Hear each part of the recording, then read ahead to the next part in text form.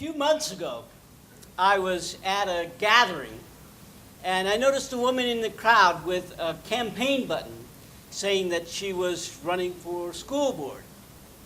So I asked her for her thoughts about being on the school board. And she launched into an explanation of how she was going to save money and keep property taxes low. And I listened, and I said, "That's great! But what I really want the school board to do is make sure we teach the students to think."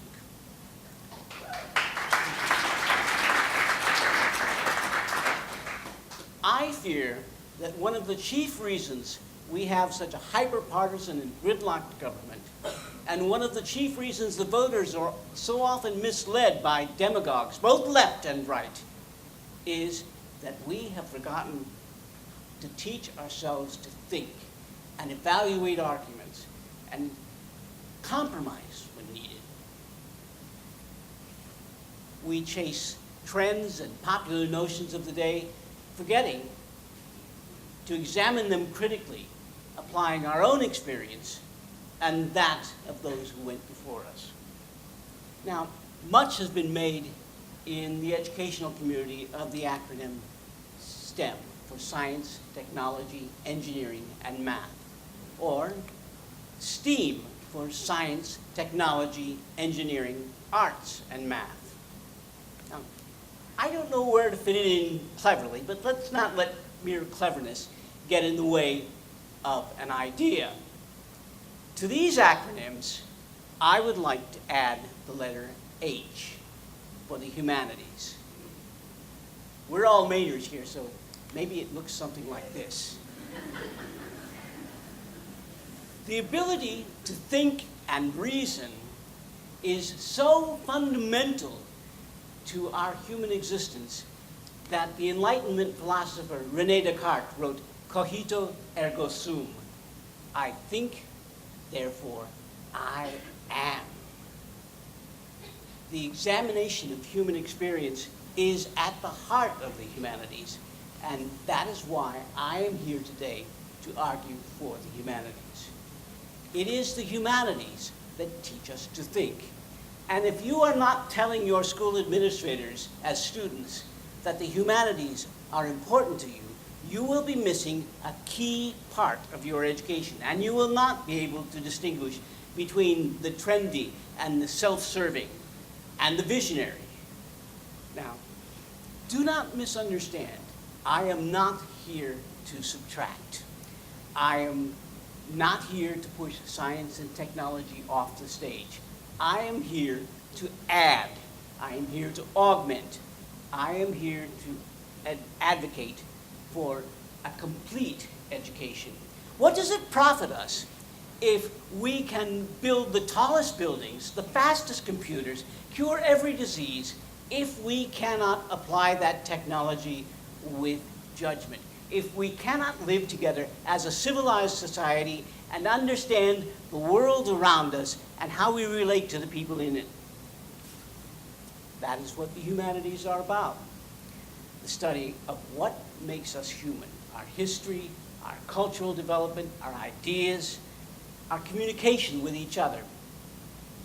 The humanities allow us to explore the world from a myriad of perspectives, learning from the ideas reflected in our own experience, our cultural values, our shared history. It helps us know ourselves. This is my grandfather, Peter Leroy Ludden. This photo was taken somewhere near his farm in Ashland, Nebraska. And I think it was taken sometime during the 30s.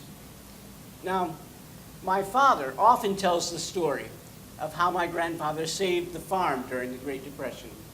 And he tells the story pretty much in the same way every time he tells it.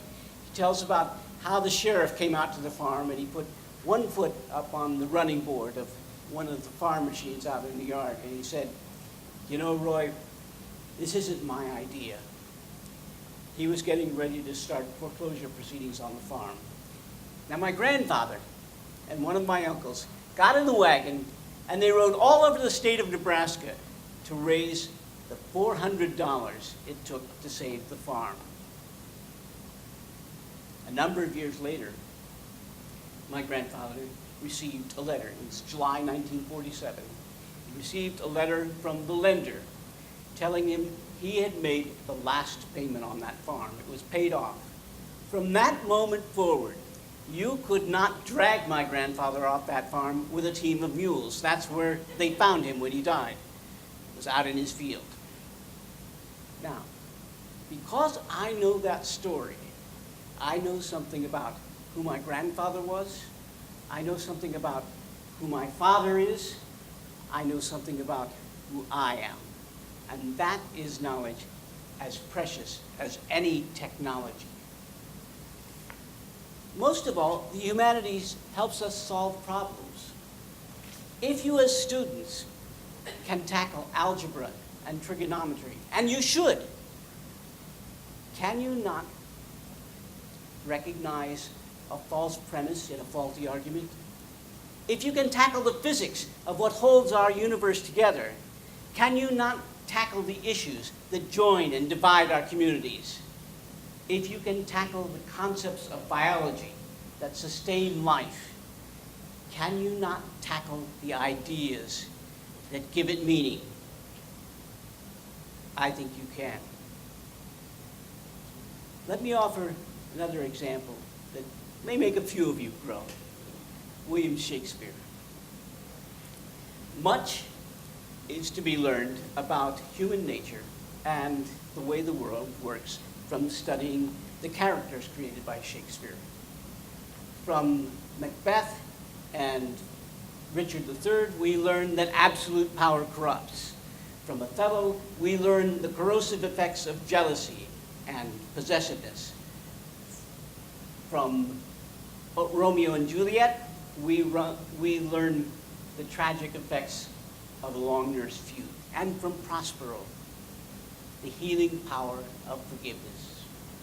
Now, as you walk through the halls of your schools, I'm sure that none of these things, power, jealousy, sense of self, the need to forgive and make peace, none of these things are things that you encounter in your daily lives, right?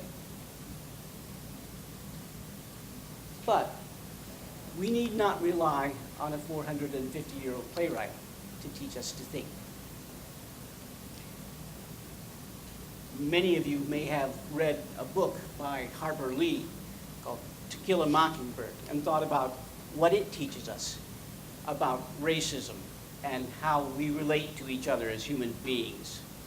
Or more recently, Isabel Wilkerson's The Warmth of Other Suns, and which follows the journey of several individuals who left the Jim Crow South and moved north in what was known as the Great Migration, and what it teaches us about the Jim Crow South and how much is yet to be accomplished.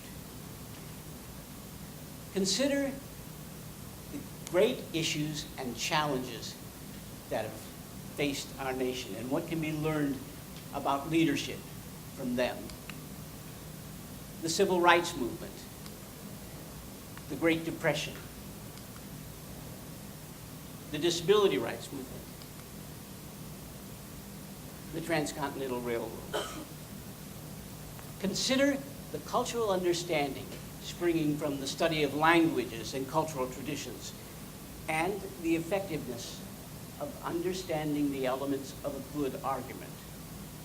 Most of all, consider the power of thoughtful and well-developed ideas. It is ideas that move the world.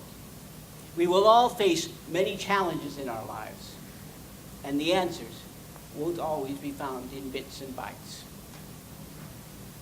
Hand in hand with the humanities is the art of listening.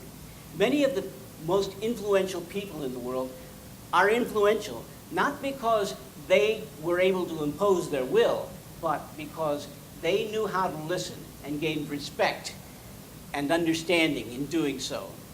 Listen to your world and the people in it. In order to develop leaders, we need an emerging generation that can evaluate policies and argument, a generation that can distinguish between the trendy and the visionary. We need a generation that can understand clearly, communicate clearly, and persuade honestly. In order to do that, we need to provoke thought. And for that, we need the humanities. Use a shoehorn if you must, but make room. Thank you.